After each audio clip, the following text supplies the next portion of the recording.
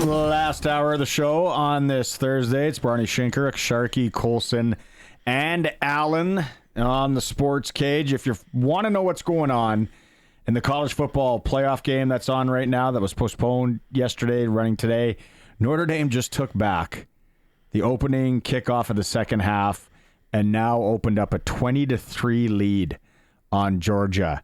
So my bet is not looking fantastic right now. Georgia is stalling. Notre Dame looks really good. Speaking of betting, did you place a bet for tonight's game, Canada and Czech Republic? I took Canada. Just money line or the cover? Money line. I got them -1.5. I think they're going to explode. Let's talk World Junior. We've been teeing this up all day. Let's go out on the Western Pizza guest hotline. There's never been a better night for Western Pizza. It's too cold. Order some za, watch the hockey game with your loved ones or the Greek favorites they love. It's not cold where this guy is. Apparently he just got off the golf course. Mike Sillinger joining us, Regina's own, down south somewhere. How'd the round go, Silla? Do you want to give us a hole-by-hole account? Not bad. How you guys doing? Good. I'm going to give you a hole. I will give you a hole by hole. Just want a little cash, Barney. That's all. Yeah, you're peeled. You got to make the rate bet. You can't. I had Notre Dame today, so. Oh, did you? Go. Yeah. Yeah. Game's not over. Game's not over. The sun's not over. The sun always shines on Silly. It does, doesn't it? It's sun always. I wasn't very good today. Shot 80, but that's where I am. You still probably won money though, didn't you? Yeah. Well, for Sharky, I birdied 18. That's what I do. Yeah, and then got some sort of putting competition going after. Got lucky. Yeah, we did. Oh yeah. Lucky in that too. So you've been keeping tabs and watching the World Juniors this year, Mike? I have. Yeah, I didn't watch the game New Year's Eve. I was at Cole's game. We were in Columbus the last 3 weeks, so I didn't watch the game versus USA. But I watched the other ones. What did you think? What do you think when a country like Latvia, and they gave Sweden all they could handle today too? You would have been golfing, didn't watch it. Outshot again, but they lose by 1 goal. They're right there to possibly tie it up at the end. Like a country like Latvia that's come on, and just now where this tournament is, there is a little more parity. Obviously, we were going to get there, but it's exciting to see these countries, step up and give the powers a run. Yeah, for sure it is. And I think the big thing with, again, you talk about Latvia, what happened there, but it hasn't happened for 20-plus years. Their goalie was great. Not that ours wasn't. Our goalie was great, too. It's just, the shootout goes. We have, 8, 9 shooters and don't score a goal. So the team this year's having a tough time scoring goals. And hopefully they break out tonight. The coach, Dave Cameron, he says the discipline thing. He mentioned how these guys. Yeah. What's that? Penalties, yeah. Yeah, like would you be thinking that maybe it's a move that some of these guys should maybe not go in the PP, maybe ride a little bit of pine, or is it like he said, the tournament too short?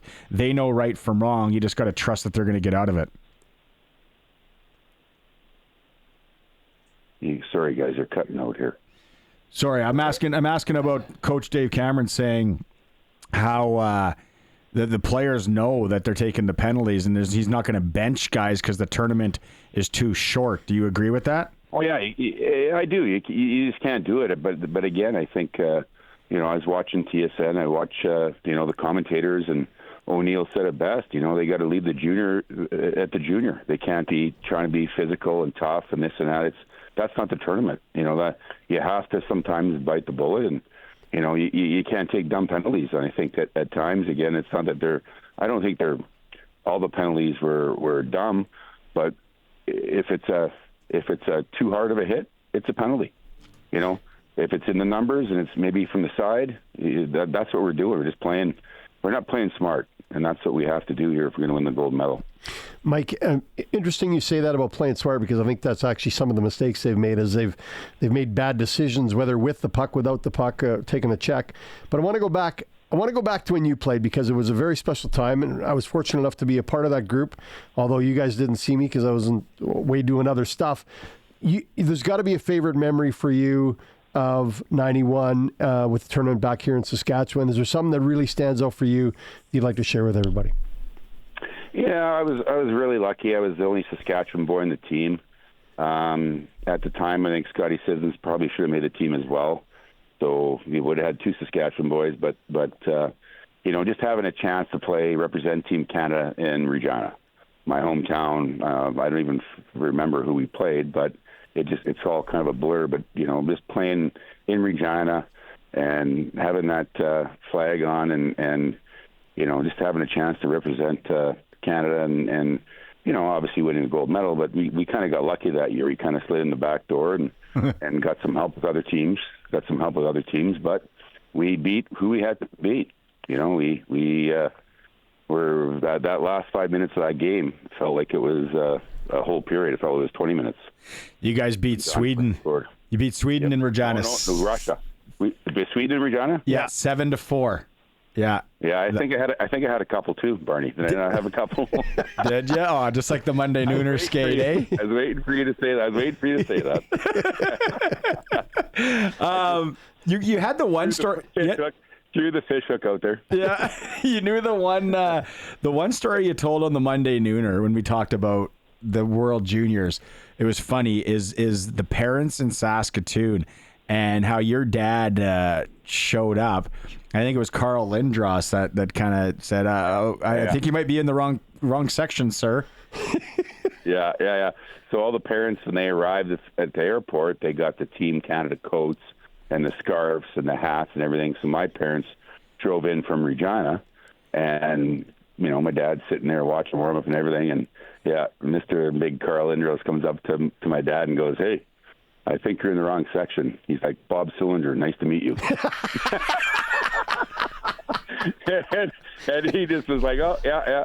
So it was kind of funny, but yeah. That was a big. Bob, my dad will be laughing up top at that one. Yeah. He will. Go ahead. So characters on that team, and I do remember some of them because of obviously some of the media that followed you around due to Lindros and others. But who was a character on that team that you remember that was pretty special and helped keep the glue together? We just had a good hard work, and we had a lot of, every year they have top draft picks.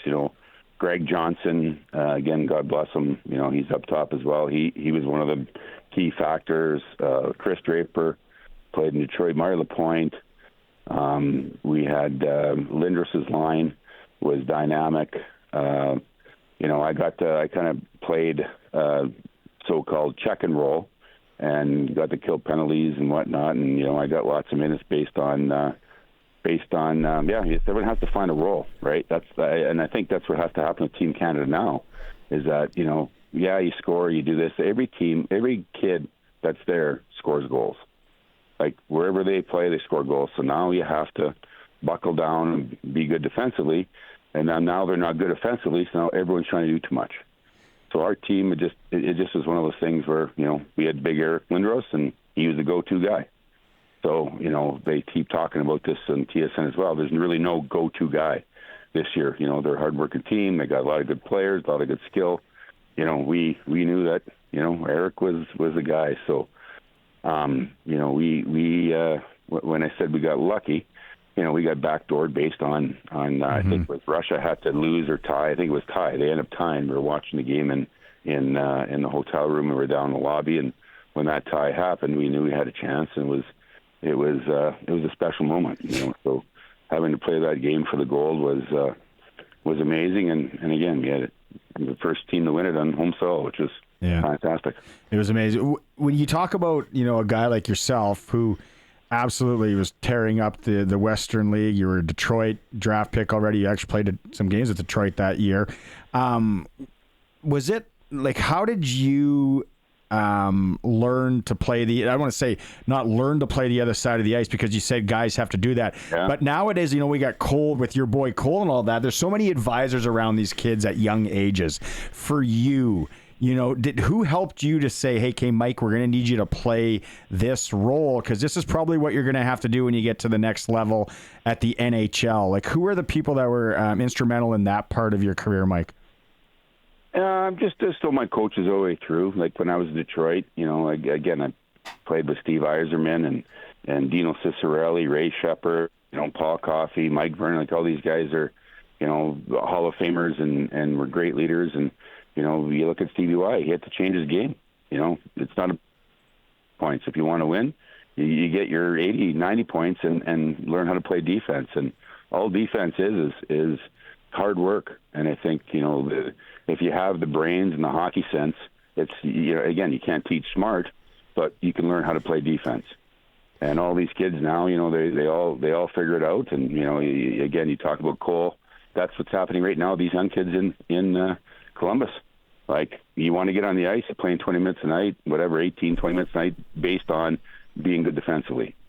And it's just something that, again, I wanted to be on the ice. I didn't want to, I took face-offs. You sit there and you go, like, how am I going to get in the ice? Like, I'm offensively this and this and this, but you know what? You're not that good. Like, 50 goals in the Western Hockey League was 50 goals. I had whatever, and you get to the next level. You just have to find a way to get in the ice. And, I didn't want to sit in the bench. I wanted to play. And that's what guys do, is you have to bite the bullet and find your role. So it's just something that's a big reason why I bounced around. I got to go to different teams and, fit a playoff role and basically be a face-off guy and be a PK guy. So it was just something I had a knack for being good in face-offs, and, that's what got me on the ice. So, and not that I couldn't score. I think I had 3 or 4 20-goal seasons. I had a 30-goal season. I had a chance to produce, but that only come after I had after the coach just said, "Hey, this is how you're going to get in the ice. You got to be good defensively." So, Mike, it's interesting. It's interesting you brought that up about being traded and being moved at the deadline and getting those opportunities to play, because you did bring value. Is there one of those trades that really stands out for you as kind of a favorite, as an opportunity that you didn't see coming that worked out great, or is there one that you go, "Oh man, I wish we hadn't done that one"? I when I went from Anaheim to Vancouver, I think I had close to about 400 games in the league. I was 300 plus. And put on waivers. So here I am, almost a 400-game guy, 6-7 years in the league, and got put on waivers thinking, oh, my God, I'm going to go to the minors. Like, I'm done. And again, it was all about numbers and putting guys on waivers so other teams can put you. It's a business. So that's what happened. And they said, you're not going to go down to the minors. And then you had to leave them. So I thought I was leaving the next day. Someone got hurt on the team, and then he's kind of cutting out. I got put. Yeah. Sorry, am I cutting out? Yeah, you were cutting out a bit, Mike. No, Sorry. that's good though. Like, to say, like, that's crazy. Yeah. I didn't realize you ever got put on waivers. Yeah, I got put on waivers, and it was one of those things. It was a transaction based on numbers.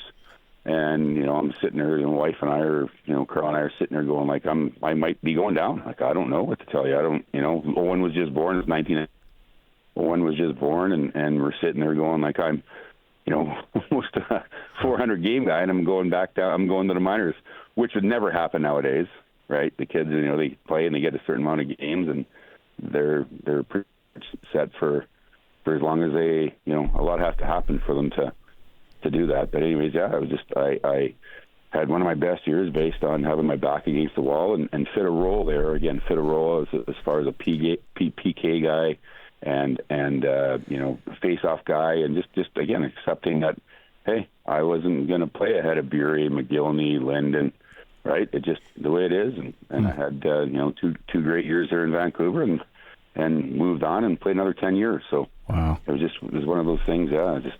It was lucky, but again, you have to, when your back's against the wall, you have to find a way. Yeah, before we let you go, I got to ask you about Cole and the Columbus Blue Jackets. Obviously, following it close, and you've been to a number of games. Are they going to squeeze into the playoffs, Mike? And are they going to do the old, an 8 always beats a 1, as Mike Sillinger says?